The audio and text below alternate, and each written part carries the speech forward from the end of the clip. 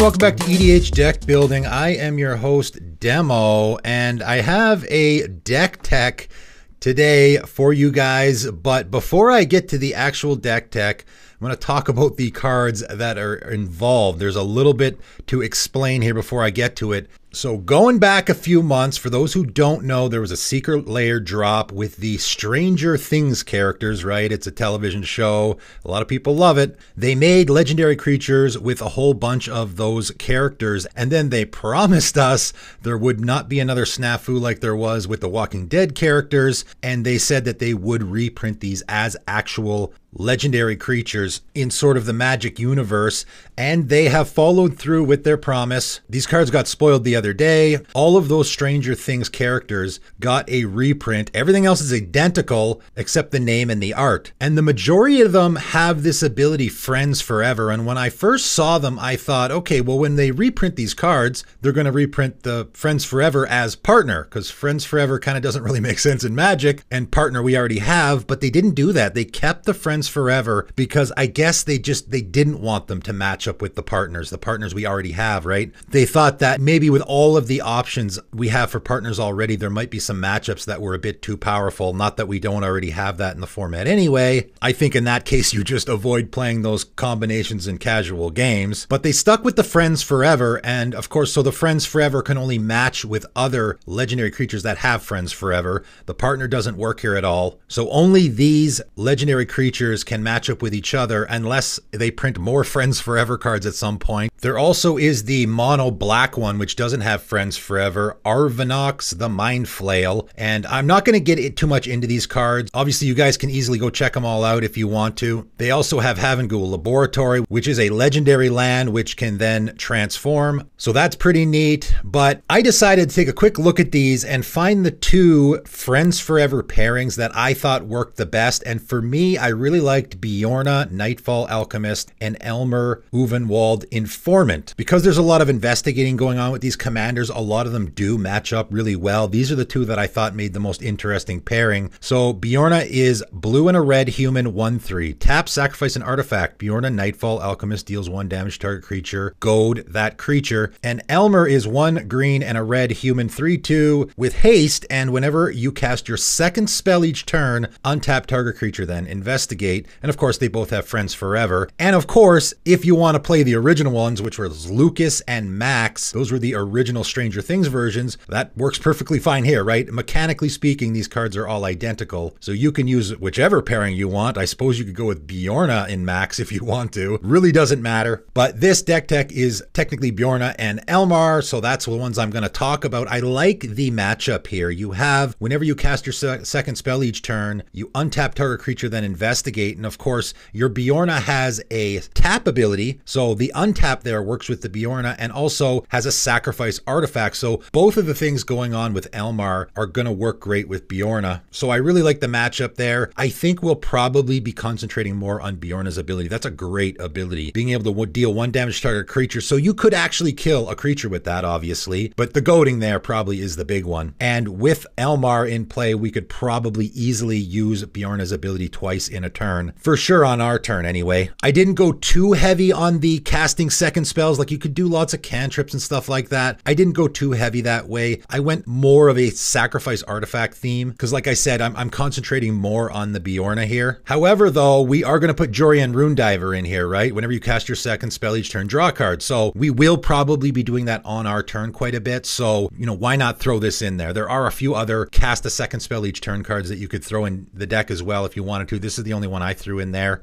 And then, of course, we are doing a clue token investigate theme here, so we got to put in stuff that'll fit with that. Erdwald Illuminator, Ethereal Investigator, right? Illuminator will just give us double those tokens when we investigate, and we're going to have a lot more investigate stuff in here other than just our commander. Ethereal Investigator, for example, is one of them. It's going to investigate X times, where X is the number of opponents you have. And then on top of that, whenever you draw your second card each turn, create a 1/1 white spirit creature token with flying, which is good if we're actually going to craft crack those clues to draw cards, which we can as well. We don't just have to sacrifice them to our other commander's ability. I thought Lonus was a good fit too here. Whenever another non-token creature enters the battlefield under your control, investigate. Just free value. We do have 30 creatures in this deck. Ongoing Investigation is another great one. One in a blue enchantment. Whenever one or more creatures you control deal combat damage to a player, investigate. So if we can get in for damage, which shouldn't be that hard because we are goading, remember. Opponents probably won't have a lot of blockers. We'll get a clue token, and then also we can pay 1 and a grain and exile a creature card from our graveyard to investigate and gain 2 life. Tamio's Journal, of course, has to go in any deck where you're investigating. Spits out those clue tokens that you can use for other things, but also you can sacrifice 3 clues to search your library for any card and put it in your hand, so that's great. And of course, Academy Manufactor, another card that has to go in a deck if you're making clue tokens or food tokens or treasure tokens, but every time we make that clue token, we're going to get a food and a treasure as well. And I really like Junk Winder. This is one that I put in my Denic deck that, man, it really gives me tons of value. Has affinity for tokens. Normally it's going to cost 5 blue,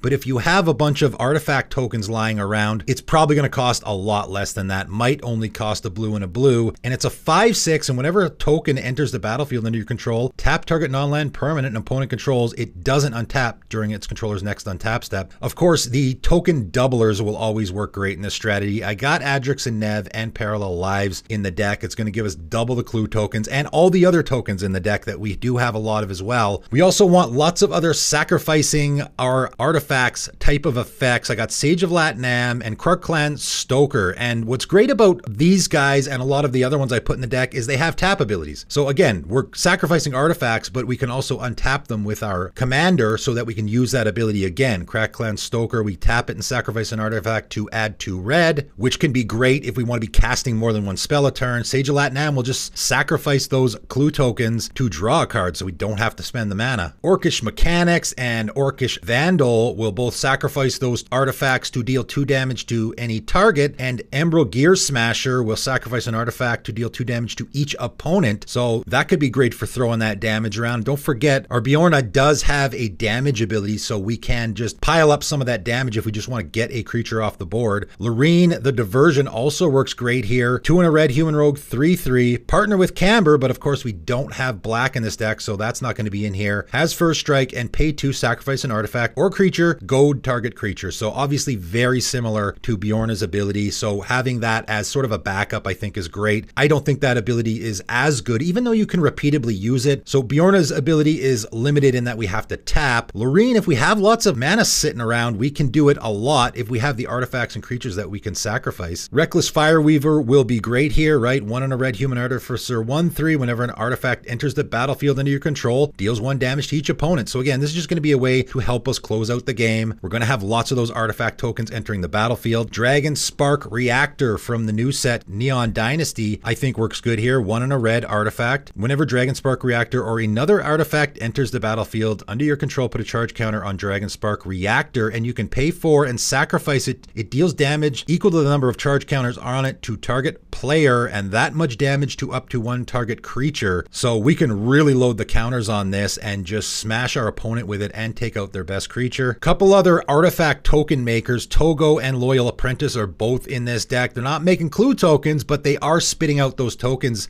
every turn that we can be using to sacrifice to some of these effects. Dargo, the Shipwrecker, I thought was a fantastic fit here. As an additional cost to cast this spell, you may sacrifice any number of artifacts or creatures, but you don't have to, right? This spell costs 2 less to cast for each permanent sacrifice this way and 2 less to cast for each artifact or creature you sacrifice this turn, period. So you can sacrifice all those clue tokens or whatever to get your Dargo out faster, but you can also just sacrifice your artifact tokens to other effects and your Dargo will end up being cheaper either way. 7/5 with Trample that you can get out for possibly 1 red mana seems pretty good. Also got Kuldotha Forge Master in the deck, and you know, this works again in a couple of reasons, because it is a creature with a tap ability that we can untap and use again, and when you tap it, you sacrifice 3 artifacts you control to search your library for an artifact card and put it onto the battlefield. So it works in the artifact sacrifice theme, and we can go get some big thing like a Meteor Golem or a Spine of Ishsa, which are going to destroy permanents. Spine of Ishsa, again, works particularly good because we can sacrifice it and then it goes back to our hand. And of course, I want to throw Goblin Welder in the deck if we're going to be doing shenanigans like this, right? Now we can start sacrificing those clue tokens tokens or any other of our artifact tokens to get our Meteor Golem back. Liquid Metal Torque is going to work great here as well. You know, we can turn our opponent's stuff into artifacts if we want to destroy it with our removal like we normally would.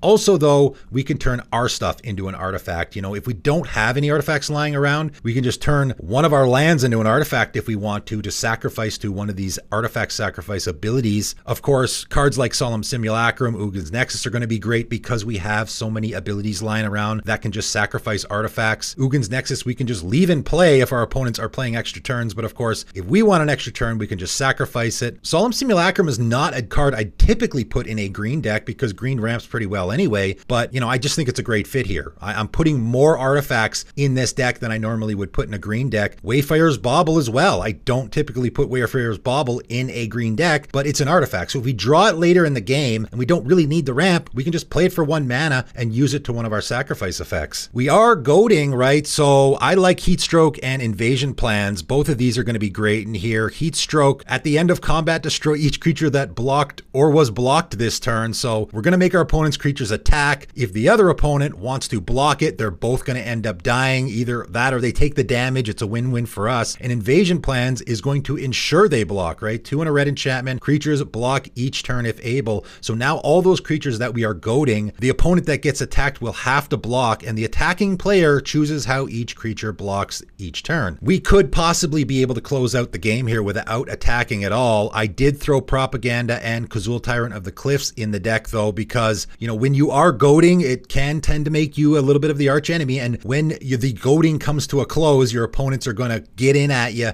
as much as they can while the goading's not in this equation. So you have to be ready for that, and these are 2 sort of pillow 40 effects that are going to prevent that. Kazul, I think, also particularly works good with the Heatstroke because if our opponents don't pay the mana, we'll make that token and then we can block with it and kill their creature. We do want to a little bit be casting more than 1 spell each turn though. We're not going to be relying too much on Elmar's ability of casting a 2nd spell each turn, but we do want to have options there for it. It's not that difficult typically in a commander game to be casting 2 spells in a turn, but I did throw a couple of cards that I thought would work great here, like Gitaxian Probe and Mox Amber. They both essentially cost 0. This is the deck you put Gitaxian Probe in, right? I think that card's a tad overplayed in the format. This is where it actually fits because you want that cantrip and you want that extra spell cast, and for 0 mana, that's great. And of course, Mox Amber being 0 mana also is great. It's also an artifact, so if we have it lying around, we can sacrifice it. And I also threw Memnite and Ornithopter in here as well for that reason. It fits the I want to cast a 2nd spell each turn, and also fits the now I have an artifact that I can sacrifice to some effect. So those guys fit really well with what we're doing. But that is the deck, Bjorna and Elmar. I think it could be a really fun deck. Lots of different interactions with what you're doing. You are goading your opponent's creatures, so you can win that way. We do have just some really big, beefy creatures in this deck that we can close out the game with as well, and we do have a lot of those damage effects that we're throwing around with, so I don't think you'll have a problem closing out the game here. The deck list for this is in the description below. Feel free to check it out, but that is it for today, and thanks for tuning in.